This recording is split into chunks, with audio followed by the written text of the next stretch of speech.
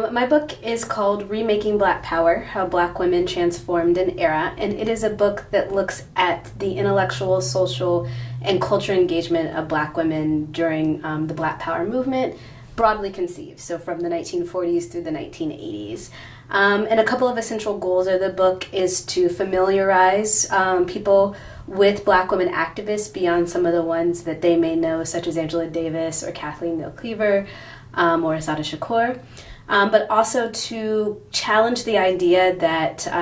Black Power was inherently sexist and that Black women did not organize in Black Power, that they didn't theorize in Black Power, and also that they didn't try to shift it to be more equitable in terms of their gendered priorities.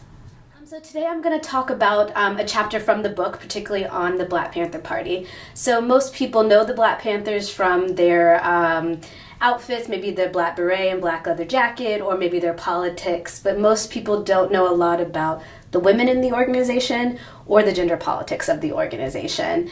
So I'm going to talk today about some of the women who were in the group that many folks may not know, and also talk about how they used artwork and conversations and articles in the newspaper to shift people's understandings of what constituted a revolutionary and what constituted a Black Panther.